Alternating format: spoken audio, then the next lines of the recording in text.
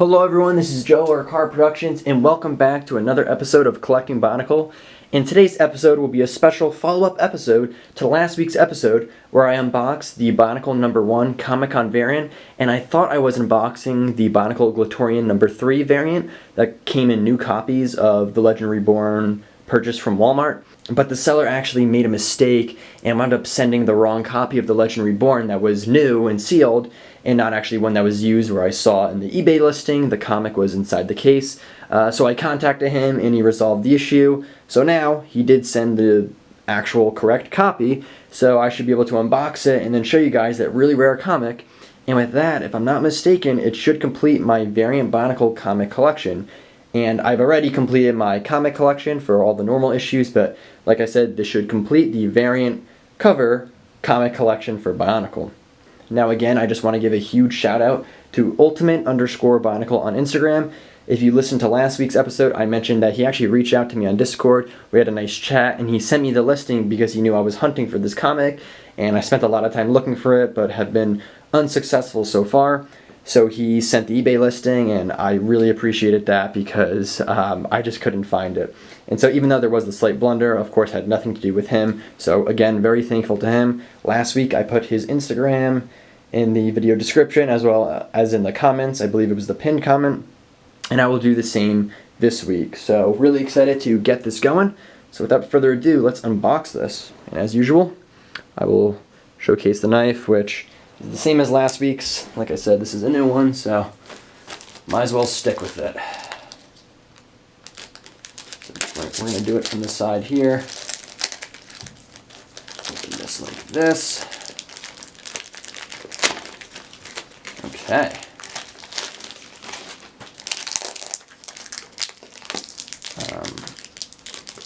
So it's not in shrink wrap, which is always a good sign, because that would mean it would be new.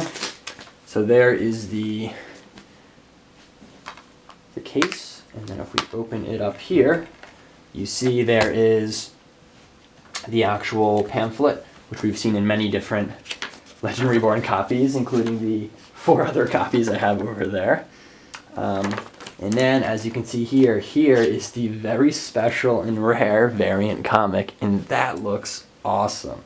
Now, I'm just going to slide this over here because we need to take a closer look at that.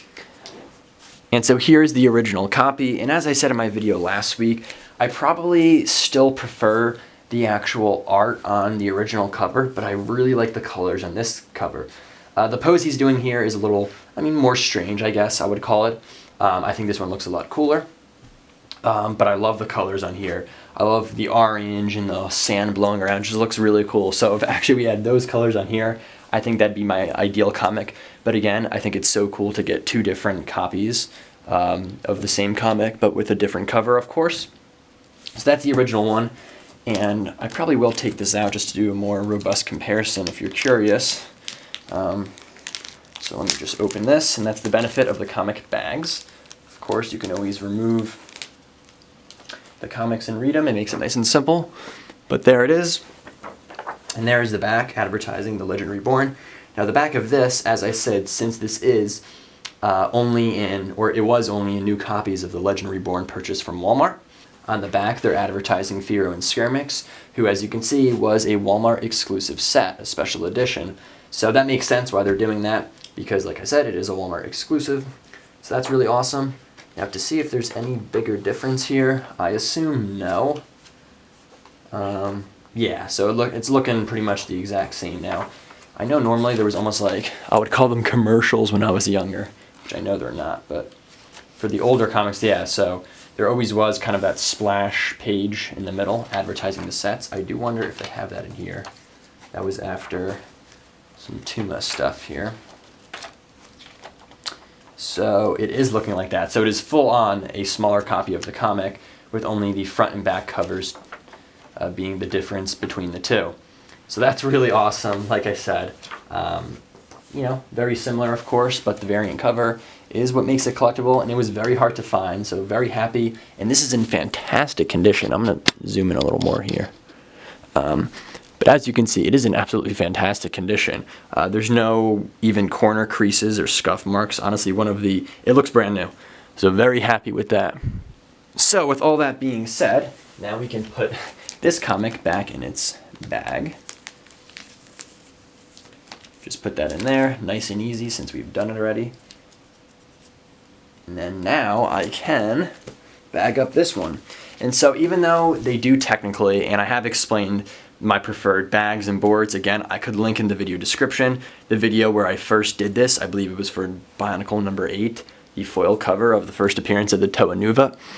I can link that again, but there I explain why I use the Ultra Pro bags and the BCW boards in their Silver Age size.